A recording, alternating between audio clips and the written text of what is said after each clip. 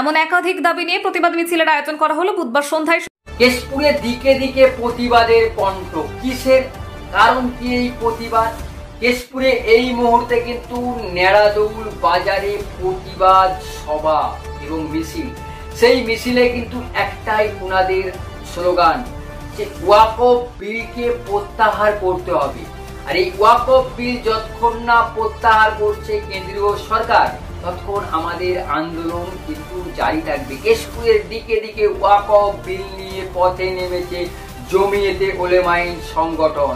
আর এই মুহূর্তে সরাসরি কিন্তু কেশপুরের নেড়াদৌল বাজারে কয়েক হাজার মানুষকে নিয়ে এই প্রতিবাদ মিছিল করছেন। এবং এই মুহূর্তে আমাদের নেড়াদৌল বাজার থেকে আমাদের প্রতিনিধি তিনি কি তুলে ধরলেন। কেশপুরের নেড়াদেউল এলাকাতে ওয়াকফ বিল বাতিলের দাবিতে প্রতিবাদ মিছিল বের হলো মঙ্গলবার বিকেলের পর। কয়েকশো গ্রামবাসী এদিন ওই প্রতিবাদ মিছিলে সামিল হয়েছিলেন।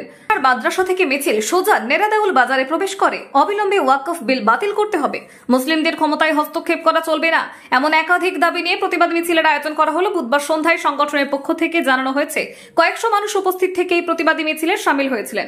মিছিল থেকে সাধারণ মানুষকে এক হওয়ার বার্তা দেওয়া হয়েছে। মূলত জমিয়তে উলামায়ে হিন্দের ডাকে এই প্রতিবাদী সভার আয়োজন।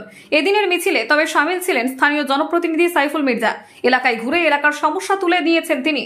উল্লেখ করা যায়, সম্প্রতি সংসদে ওয়াকফ বিল পাস করানো হয়েছে, যার দ্বারা মুসলমানদের ধর্মীয় সম্পত্তি যা এতদিন মুসলমানদের হাতে ছিল তা এবার বিভিন্ন সম্প্রদায়ের মানুষকে ভোগ দখল করার জন্য দেওয়া হবে। এই বিল পাস হওয়ার সাথে সাথে দেশ জুড়ে বিভিন্ন জায়গায় প্রতিবাদ মিছিল আন্দোলন শুরু হয়েছে। আগামী 10 এপ্রিল কলকাতায় বৃহৎ প্রতিবাদী সমাবেশের আয়োজন করেছে জমিয়তে উলামায়ে হিন্দ। তারই প্রস্তুতি মিছিল বলা যেতে পারে এটি।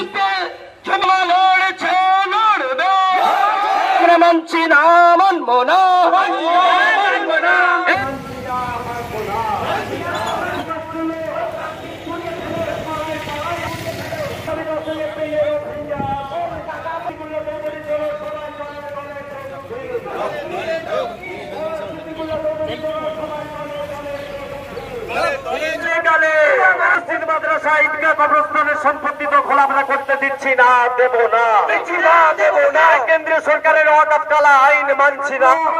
মা বোনেরা এগিয়ে বলো, ছাত্র